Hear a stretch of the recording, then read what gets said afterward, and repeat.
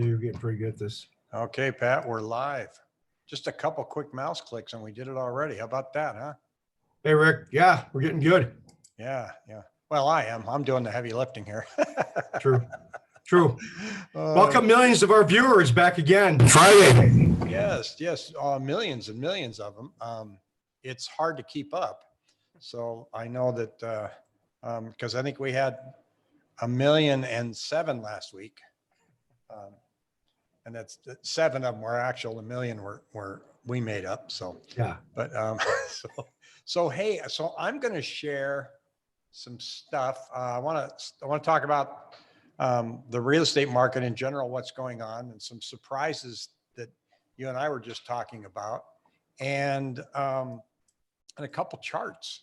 So I'm going to share bad news and good news. So let me pull up a screen share here, and just got to figure out how to do that. Bear with me, folks.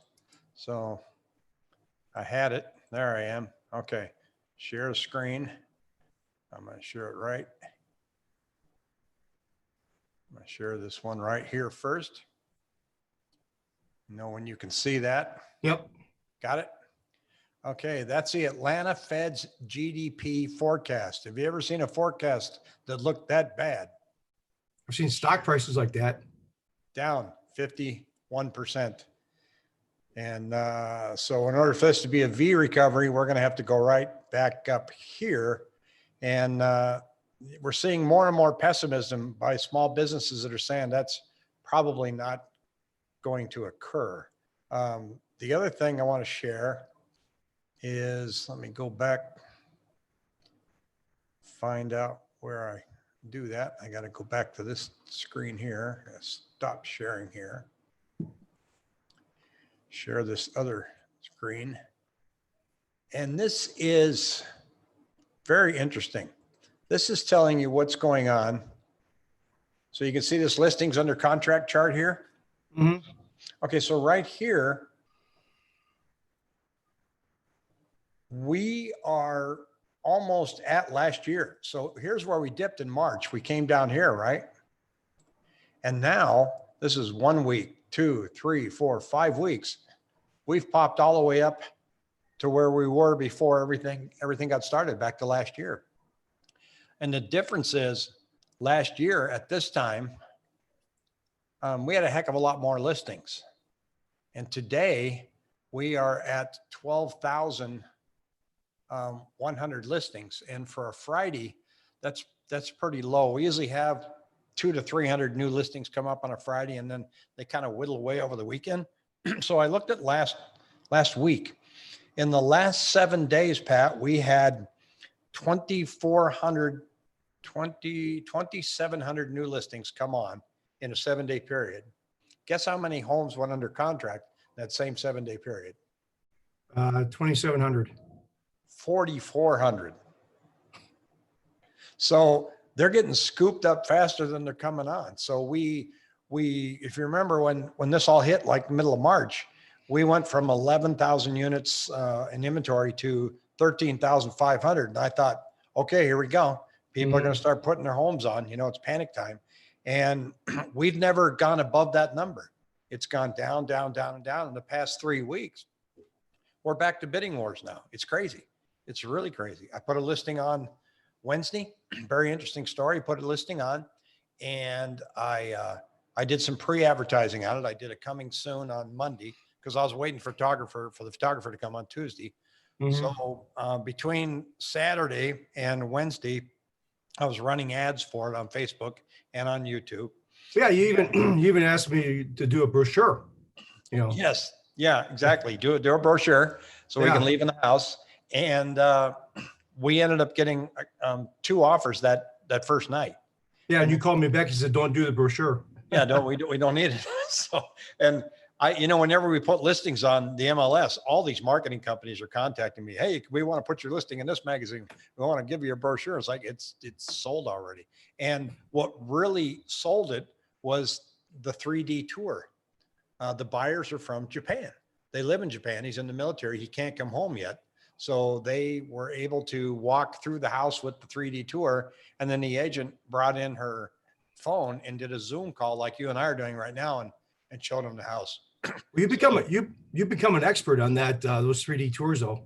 I mean, Those things are great. People really, really get an opportunity to see the house. And I think that's a new normal. So that's kind of cool. And some industry news in title companies are starting to offer digital notary. So you can sign your contract digitally instead of going to the title office or having a notary show up at your house. And I think that's going to stay. Yeah. I think that's a service. It's kind of like DocuSign or e-consent, everything's digitally now as far as our disclosures. Yeah. Yeah. So I think that's a big deal. So this house had multiple offers on it in one day, and I had 7 showings again yesterday. And I'm hearing that more and more. So buyer traffic's up, people are out there, and I'm shocked. Yeah. I just, like we were talking about, it just defies logic, but I think, data, you gave us the data and the trends, and it's kind of resorting into psychology, data trend psychology, like we talk about. And the psychology is just, people are moving forward. I think after this pandemic, people that the first time home buyer, like we talked about the last couple of weeks, I mean, the demand's there, at least, in Phoenix, and I think in the surrounding country. I mean, people are probably moving from California now too, but people are just, after the pandemic, they're realizing we've got to own a home. Bottom line. Yeah. They're living in an apartment where the pool's closed and the gym's closed, and they've got to get a home. And rates are so low. And like you've always said too, don't concentrate on the price, concentrate on the payment. So, people are saying, and we see it on the YouTube channel as well, that say, prices are way out of control here in Arizona. But you look and you go, the payments aren't. No, exactly. And so I think we'll see this buyer traffic continue unless we have another turn of events. And I'm not an economist, so I can't say how long this will stay positive like this. I think we've got to start seeing some new listings. And so when you have listings down as low as they are, and I'm going to say that on Monday, we're going to be down in the 11,000 range again. But if you're even considering selling, I mean, crying out loud, put the house on the market. I mean, it's just, this is your time. Now in Paradise Valley, that's not the case. The higher end homes, it's now turned into a buyer's market. Yeah. So, and you're seeing some layers in lending starting to be removed, you're telling me. Yeah, just this week, they came out, the lenders back in the first week, middle of March, shut everything down. I've just started to see a trickle this last week from different lenders saying they're removing the overlays and the restrictions slowly this week from different lenders, saying we're not, before it was like, if you had to buy an investment property, you had to have 6 months reserves for each property that you owned. Just came out with one of the biggest lenders, United Wholesale, or UWM, United Mortgage, UWM, excuse me. They said we can go off of the findings that we run in the computer. So if it doesn't say 6 months, we don't need 6 months. And there's a couple other lenders this last couple of days that said, we're going to remove the reserve requirement, the overlays, and just remove them and reduce them. So the lenders are starting to come back in terms of, we've been talking about the last 6, 7, 8 weeks, how long we've ever been in this. The forbearances have definitely, like I talked about the last 2 weeks, I kind of switched my mode, saying, when it first came out, the forbearances were going to be really the big red flag. And now it's kind of turned from a big red flag to kind of like people are just kind of waving a white flag to a certain degree. Black Knight, I had pulled up something that actually said that the forbearances have slowed to a trickle compared to the tidal wave that came in, early April. That chart. Yeah, that's the chart that I showed, sent to you. So the blue, you can see the chart that's Ginny Mae. The different colors are different, loan types.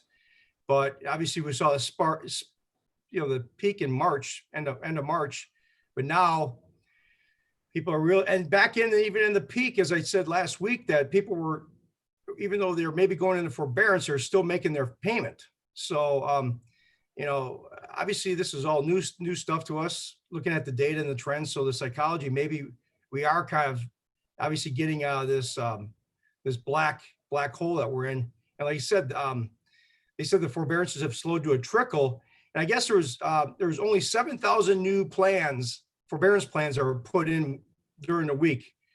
Ended actually May 26th is what they said, compared to a net increase of 325,000 in the first week of May and 1.4 million in the first week of April. So right now, the total number is 4.76 million, or about 9% of all active mortgages. There's about 53 million active mortgages out there, of which about 4.7 million are in some type of forbearance right now, which is 9%. So, and out of that 4.7 million, like you said, we were kind of trying to see the first part of this, thinking, oh, they're all going to go into foreclosure. Obviously some probably are, because like you said, once a business is 50, that some of these people are going to lose their home. But out of that 4.7 million, let's just say, 10%, it's 470,000 homes. It's definitely not what it was. And people say, well, we're going to see a crash because of this. Back, in 07, 08, remember a couple of weeks ago, I said, we were seeing, 3 million, 4 million homes going to foreclosure. So if we saw, let's say 400,000 homes going to foreclosure, say 10%, just, that's not a number that, it's not scientific, but we've got the demand based on what you told us a couple of minutes ago. We probably have the demand to suck up that. Yeah, they've got the equity to be able to get out from underneath it instead of foreclosing, which is much different than back in 2008, where people didn't have any equity, so they couldn't. They had no choice. Yeah. So well, real quick, while we're on the lending, I just want to jump in real quick. The only thing, like I said, we're starting to see the loosening up, the reserve overlays. The only thing I'm really seeing still, I mean, if anybody's looking for a loan that they're self-employed, they're still going to scrutinize those people, probably even a little bit more, have profit and loss statements that they need. They need to basically show their business really the last 30 to 60 days, what they're doing. They're going to ask for bank statements to see the trend of money. And, they're really going to scrutinize. I'm still seeing that, where if you're self-employed looking for a home, there's going to be, you just have to have patience, and dot every I and cross every T. And they're going to scrutinize you. Yeah, because they're going to want to see how COVID-19 impacted your bottom line. And Yeah. yes, that makes sense. What are you seeing on appraisals? Coming in strong. Yeah. No. Are you seeing a lot more? I'm getting a lot of on refis. I'm getting a lot of property inspection waivers, where basically, they don't have to get an appraisal. So if their loan to value is low enough, say 60, 70, 75%, even higher, people can do an appraisal and do a refinance without an appraisal. So the offer that we have now, they're putting 25% down. Do you think they're going to need an appraisal? No, matter of fact, the one that we did about a month ago, if they put 20% down or less, chances are they'll probably get a property inspection waiver. Sometimes the buyer wants to get one anyway, but they feel good about the value, that they're buying the right price. I mean, if you do the home inspection, they know nothing's wrong. Appraisal is just really to verify the value is there. And if they're putting 25% down, they probably, 9 out of 10 chances they'll get a property inspection waiver, so you don't have to get one, which obviously saves some headache on your end. Yeah. And the buyer's end. Yeah, this looks going to be interesting, because they're they're in Japan. So what they're going to do is they're going to buy the home, and they're going to put a renter in it short term till they can, month to month, until they can come in. So if anybody out there is looking for a rental in the Kyrene School District in Chandler, they definitely got one coming up. I won't be managing it, but I could certainly point somebody in the right direction. So I think anything on the radar, do you think that's going to change this next week? No, rates have been the mortgage-backed security market. The rates have been incredibly steady around the low to mid 3% range. I mean, if you do a buy down, you get in there's been a lot of crazy advertising about, rates here, rates there. I mean, it's basically if you see any rates in the twos, you're doing a buy down basically. You're buying the rate down, but rates have been incredibly ever since the Fed stepped in March 24th. Really, the last 2 months. I mean, it's been just the rates have been like this. It's just been crazy steady. I don't see anything in the forefront. I think lenders are going to, loosen up even more. And I think rates, they're still saying that rates, there's still that pricing premium that's built into the rates because, still the lenders are still out there saying how many of these people are going to go forbearance because still we are out of the forbearance woods yet. But it's been pretty quiet and very, very steady on the mortgage front. I mean, like I said, the lenders are just kind of getting a new, breath of fresh air a little bit. I'm starting to see it. It's amazing how you see these these emails trickle in saying we're removing this, and it's pretty interesting phenomenon. So I mean, it's going to be an interesting few weeks as people are waiting to, for, school going to start at the end of July like it normally does. Looks like it is. And the inventory levels, this weekend could be a really huge weekend when it comes to sales because you have Memorial Day weekend last weekend and nobody's on vacation. Nobody's, going to Disneyland or going to Knott's Berry Farm, or very few are going to San Diego. So they're here and they're home shopping. So what kind of inventory do we think we're going to see Monday morning? That's the first thing I'm looking at. Yeah. If we're sitting at, let's see, where am I at now? Today we're at 12,322 homes. And last weekend we were at 13,041. So we'll see what happens. We could end up early low. And one of the things in the listing I had in Chandler, I told the seller, I said, this could go quickly. I said, because I pulled up our hot sheet this morning. And normally we'll have about 15 homes that pop up that are just listed. And because I have all of the city of Chandler, I had 4. God, so I said, so you're going to be, one of 5 tomorrow. That's it. And so when it went live, the phone was just bam, bam, bam, bam. I thought, this party's going to be over soon. So man, it's amazing. So no, it's a good. I mean, it's it gives me obviously 5, 6, 7 weeks ago it was nobody knew, but I'm still asking people are saying we're still going to see a crash. I just if we can get through this, I mean, like I said, the biggest thing I saw, as I said 4, 6, 7 weeks ago, one of my theories was that people do have equity in their homes, and they're just not going to walk away from that. Well, all we can do is continue to follow the numbers and let people know what we're seeing. And right now, Yeah. I mean, I wish the market would get more normal because it's heartbreaking to see people that really want a house and they get outbid. I really don't like that. And I'd like to just see a normal market.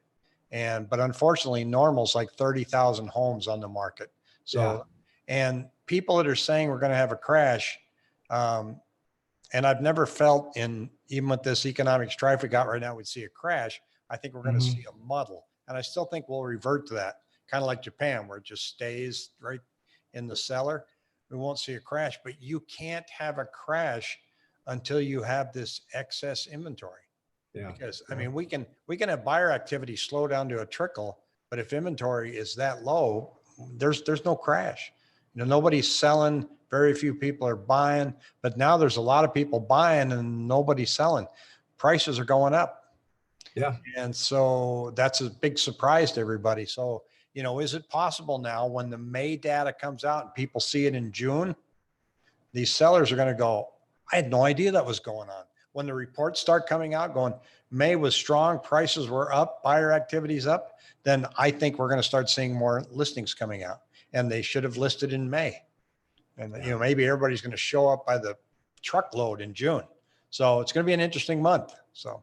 Yeah, no, I think I mean, I like these calls because like I said, we're just trying to give people an overview of what we're seeing, because rather than people that are talking to their neighbor, if you're not in the industry, you don't really know what's going on.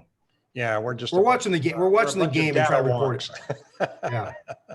So, Well, cool. all right. Have a good weekend. Try to stay cool, huh? What's supposed to be 107 or something tomorrow? Yep. Yep. Exactly. I'm heading All up right, to buddy. Prescott. So see ya. All right. Have fun. You got it. Take care.